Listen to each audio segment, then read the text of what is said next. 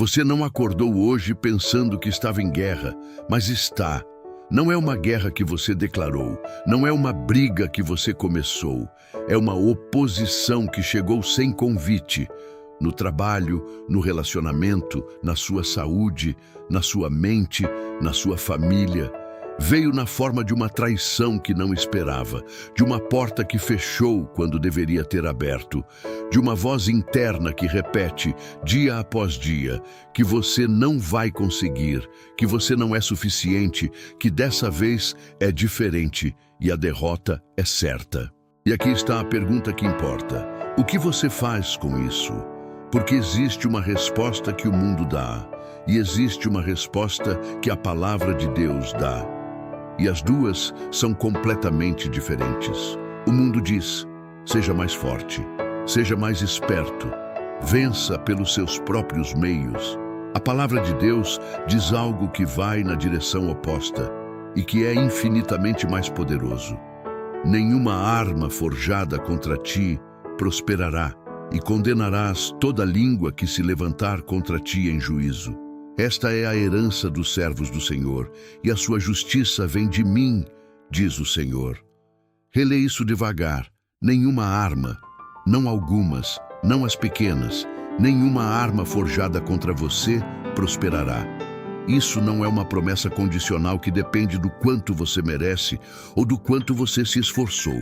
É uma declaração do Deus que conhece o fim desde o começo e que já viu o resultado dessa batalha antes de ela começar. E esse resultado é a sua vitória. Não é negociável. Não pode ser reinterpretado como otimismo religioso. É a palavra do Senhor sobre a vida de quem escolhe caminhar como seu servo. E ela não volta vazia. No Antigo Testamento, quando Israel enfrentava inimigos, havia um protocolo espiritual muito claro. Antes de qualquer batalha física, o povo consultava a Deus. Os sacerdotes ungiam os guerreiros. A Arca da Aliança era carregada à frente do exército como símbolo da presença divina no campo de guerra. Havia sacrifícios, jejuns, clamores coletivos. A vitória era preparada no altar antes de ser conquistada no campo. Hoje a batalha mudou de terreno. O inimigo não vem com espadas, vem com mentiras.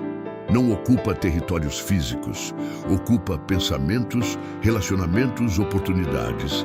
E o altar onde a vitória é preparada também mudou. Não é mais um templo de pedra, é o seu coração em oração. É a sua boca declarando a palavra. É a sua vida orientada para Deus mesmo, quando tudo ao redor diz que é inútil resistir. A estratégia continua a mesma. A vitória é preparada espiritualmente antes de ser vivida praticamente. E Deus ainda é o mesmo Deus que vence batalhas, só que agora Ele vence as suas.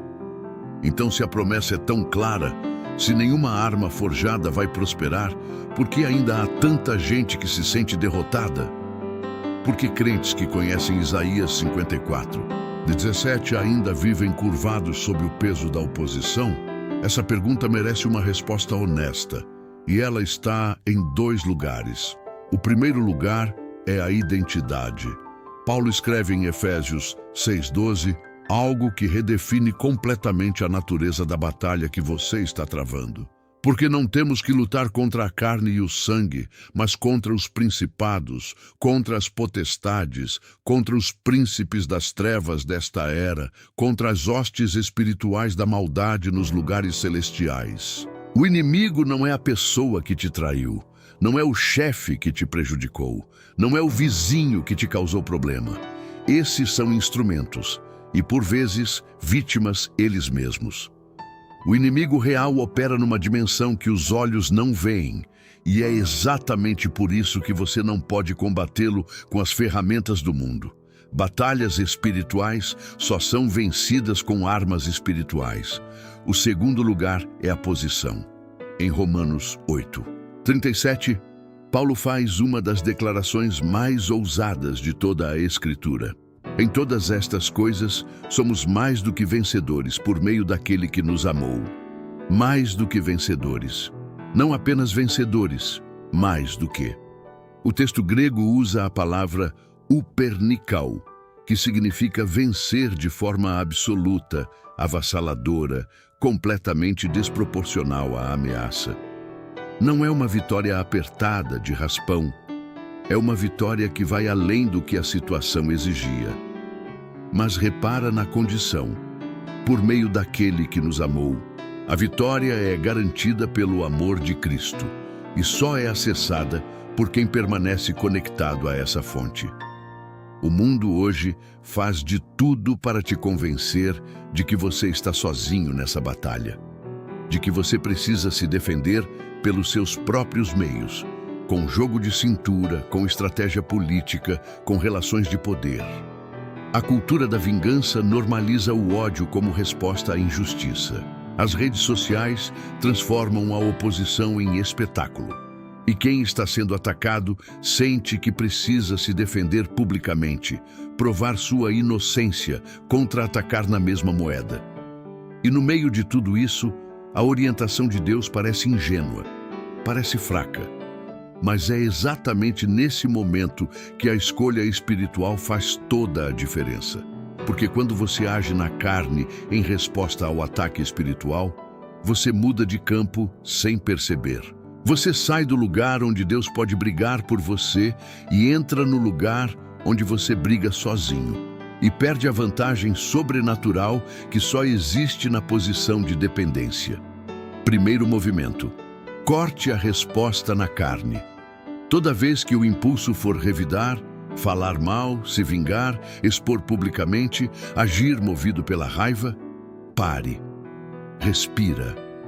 Reconhece que você está num campo de batalha espiritual e que a arma mais poderosa que tem não é a sua voz, é a sua oração.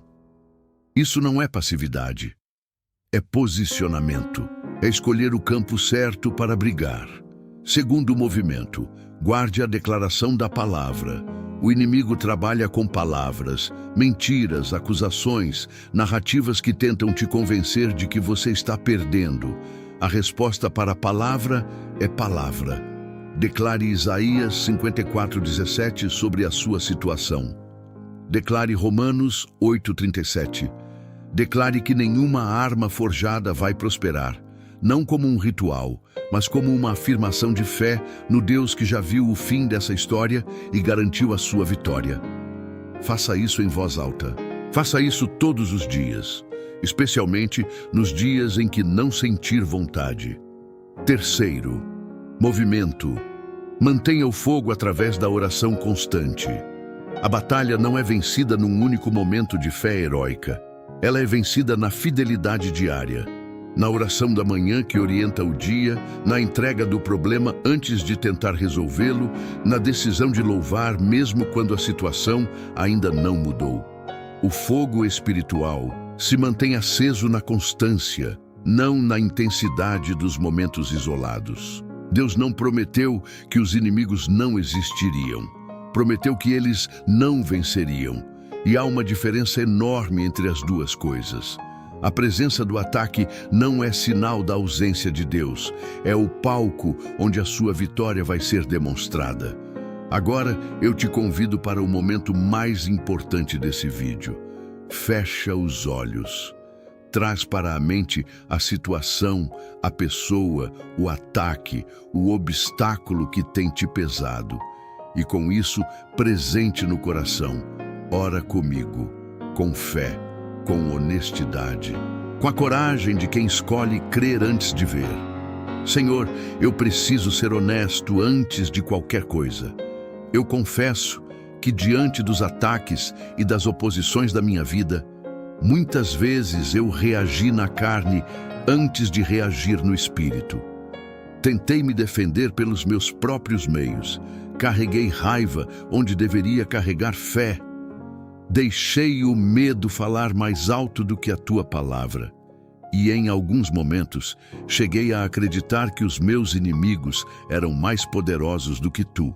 Confesso que duvidei da tua proteção, que me senti abandonado no meio da batalha, que perdi noites de sono por causa de situações que eu deveria ter entregado nas tuas mãos desde o primeiro dia.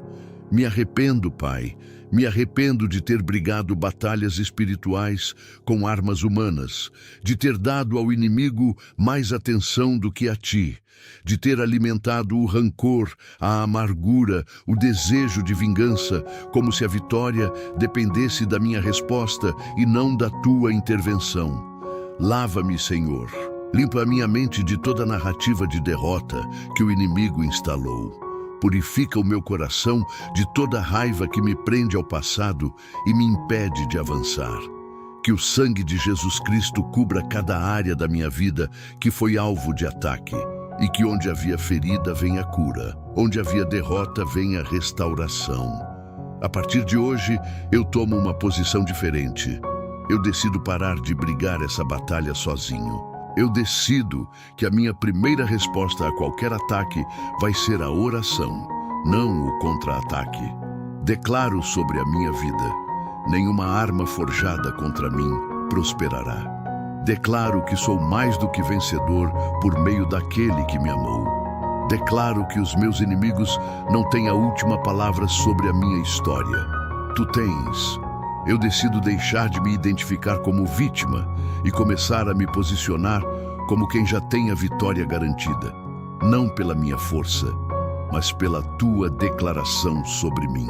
Mas eu sei, Senhor, que essa posição não se sustenta na minha determinação.